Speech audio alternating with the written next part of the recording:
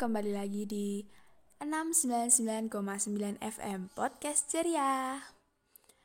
Bersama aku Dela Rosa yang akan nemenin kalian semua untuk beberapa menit ke depan.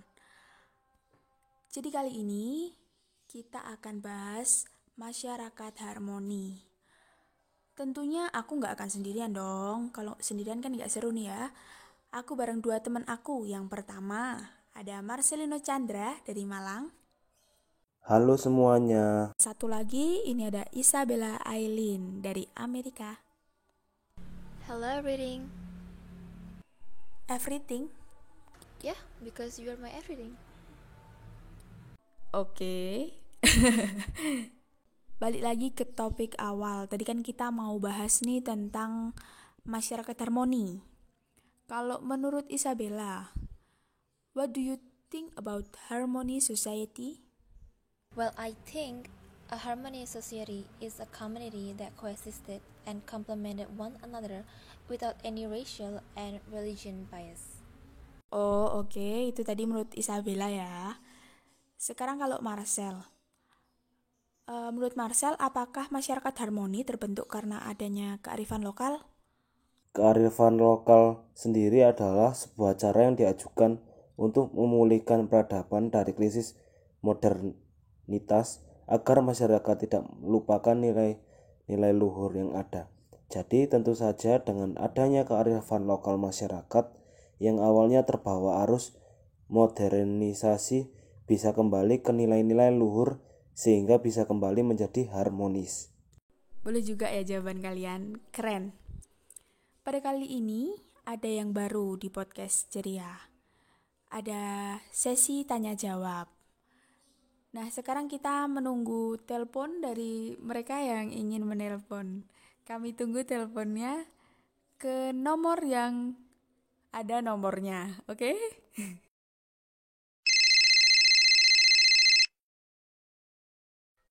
Halo, dengan siapa di mana? Dengan Bagas di mana-mana hatiku senang. Bagas, di mana-mana hatiku senang. Agak lawas ya Bagas. Apa nih pertanyaannya? Silakan. Pada zaman dahulu, di dunia banyak terjadi perang. Contohnya seperti perang dingin yang terjadi antara blok barat dan blok timur. Tentu saja hal ini tidak menunjukkan masyarakat yang harmoni. Lalu, bagaimana hal tersebut bisa diatasi? Pada saat itu dibentuknya GNB atau Gerakan Non-Blok dan Indonesia adalah salah satu anggotanya yang menunjukkan Indonesia bersifat netral. Pada saat itu setelah munculnya Glasnost atau keterbukaan politik dan perestroika atau rekonstruksi politik tahun 1985 oleh pemimpin Uni Soviet yang baru yaitu Mikhail Gorbachev. Hal tersebut berdampak pada terbukanya modal asing di Uni Soviet. Padahal dulunya Uni Soviet adalah negara yang tertutup. Kemudian ada perbaikan hubungan dengan negara Amerika Serikat sehingga terjadi reunifikasi Jerman. Dari situlah negara-negara kecil bawahan Uni Soviet mulai pecah atau memerdekakan diri satu persatu sejak tahun 1989. Kemudian tahun 1991, Uni Soviet dibubarkan dan mengalami kekurangan biaya jika terus-menerus terjadi perang. Di tahun tersebut, Uni Soviet menyerah kalah dari Amerika Serikat. Pada akhirnya, Amerika lah yang menjadi negara adidaya. Sebenarnya nggak hanya itu sih. Setelah terjadinya Perang Dingin, mulai muncul banyak organisasi-organisasi dunia yang dibentuk dengan tujuan menjaga kedamaian dunia, seperti PBB. Gitu Bagas. Gimana, udah puas dengan jawabannya? Wow, aku langsung paham. Terima kasih podcast Ria. Sama-sama Mas Bagas. Kita tunggu telepon selanjutnya ya.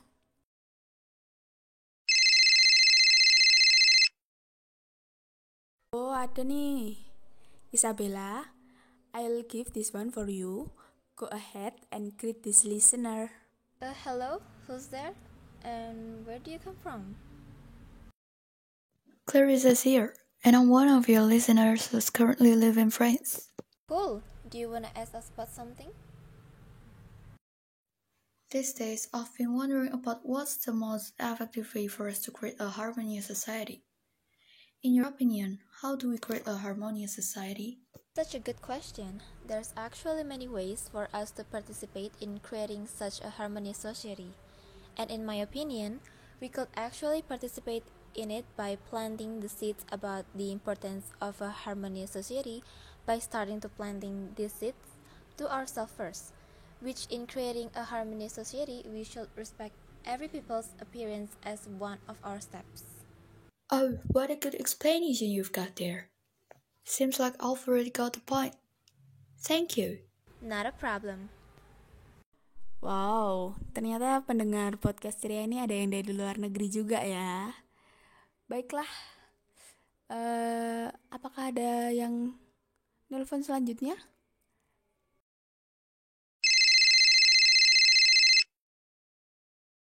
Ada nih ternyata. Oh, siapa dia? Asik. Siapa di mana? Dari tadi oleh Victa. Mbak Bikta, mau tanya apa nih? Untuk menciptakan masyarakat yang harmoni kan pasti diperlukan sebuah ajakan dari masing-masing individu kepada masyarakat lain. Nah, di bisnis kita mengenal istilah yang namanya sistem konsinyasi. Pertanyaannya, apakah sistem tersebut bisa digunakan untuk menciptakan keharmonisan dalam masyarakat? Yang kita ketahui kan sistem konsinyasi itu kan digunakan dalam bidang bisnis yang merupakan suatu perjanjian antara dua pihak di mana salah satu pihak sebagai pemilik barang menyerahkan barangnya kepada pihak tertentu untuk menjualnya dan kemudian akan mendapat komisi tertentu. Nah, keuntungan yang banyak dalam praktik konsinyasi tentu saja menarik minat para pedagang besar maupun pedagang kecil untuk melakukan kerjasama. Dari contoh tersebut, kita bisa saling bekerja sama dengan berbagai keberagaman yang ada di antara kedua belah pihak. Tambahan aja nih ya Mbak Bikta dari aku. Jadi untuk mencapai kerjasama yang bagus dan baik itu perlu adanya unsur-unsur kayak kejujuran, kebenaran, keadilan, dan perdamaian. Kenapa sih kok unsur itu penting? Jadi itu penting karena dapat membantu kita untuk membangun kebersamaan hidup di masyarakat. Kalau nggak ada unsur itu, kita nggak bisa hidup bersama dan berdampingan. Kita juga nggak bisa membangun sebuah negara dan bangsa. Jadi itu sangat penting. Maka unsur tadi itu diibaratkan kayak batu-batu bata yang dipakai untuk membangun suatu rumah bersama, yang rumahnya itu kita ibaratkan kayak masyarakat, gitu ya. Puas nggak Mbak Bikta dengan jawaban kami? Sudah, terima kasih. Mungkin untuk Q&A ini satu pertanyaan lagi dari pendengar. Kami persilahkan.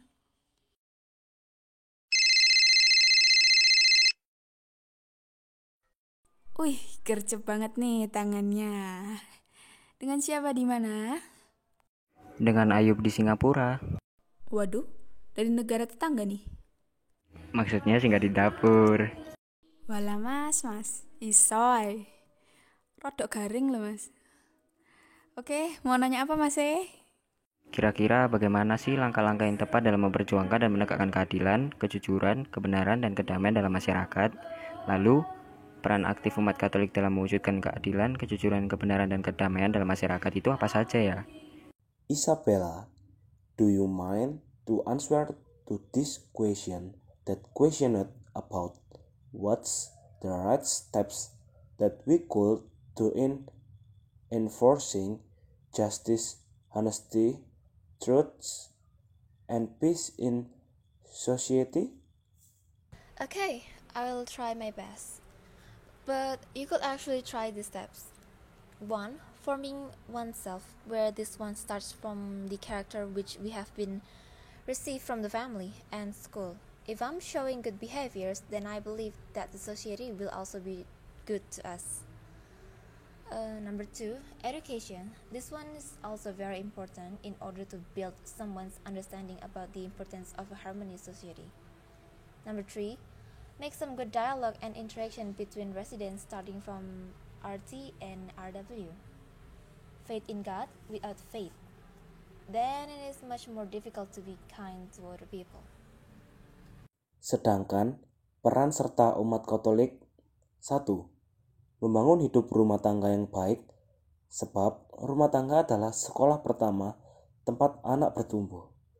2. Menanamkan pendidikan sosial dan kebudayaan dalam rumah tangga oleh orang tua.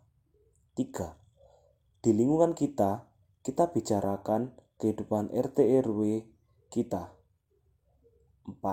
Ambil bagian secara aktif dalam kehidupan bermasyarakat. 5. Membangun pendidikan yang baik. Jawaban yang sangat bagus tuh. Gimana Mas Ayub? Udah bisa mencerna jawaban dari mereka berdua belum? Sudah dicerna nih sampai mau ke toilet. Oke, untuk sesi tanya jawab kali ini kami tutup. Dan terima kasih untuk para pendengar yang udah bertanya. Jadi kesimpulannya, sebagai warga negara Indonesia yang menjunjung tinggi keberagaman, menjadi tugas kita untuk menjaga lingkungan sekitar agar tetap berwarna. Aneka suku dan budaya yang berpadu dalam keindahan alamnya harus terus dijaga dan dilestarikan oleh generasi penerus bangsa. Karena Indonesia ini sangat luas, maka butuh upaya-upaya yang sungguh untuk menjaga anugerah dari Tuhan. Dan salah satu tugas kita adalah menjaga segala keanekaragaman itu agar tetap harmonis. Kenapa sih menjaga harmonis itu penting? Ya karena kita tinggal di atas bumi yang sama dan di atas negara yang sama. Bisa jadi di antara kita memiliki perbedaan tradisi, budaya, bahkan kepercayaan. Namun karena kita manusia yang dianugerahi akal dan pikiran, semestinya kita hidup saling berdampingan. Gak ada tuh yang namanya ego pribadi. Yang ada seharusnya adalah ego bersama yang bertujuan untuk keselamatan umat. Jika ada ego pribadi terus dipelihara, yang dikhawatirkan adalah akan berujung pada kekerasan yang bisa berpotensi merusak keberagaman yang telah ada. Oke listeners, sekian dulu dari podcast ceria. Aku dan teman-teman aku udah beberapa menit nemenin kalian. Semoga kalian gak bosen ya, dan semoga kalian selalu sehat. Pantengin kami terus di podcast ceria 699,9 FM. Saya Dela Rosa, pamit undur diri. Saya Marcel, juga pamit undur diri. Isabella, try to say ojo lali, like, comment, and share. Matur nuwun. Ojo lali like, comment, and share. Matur suwun. Thank you.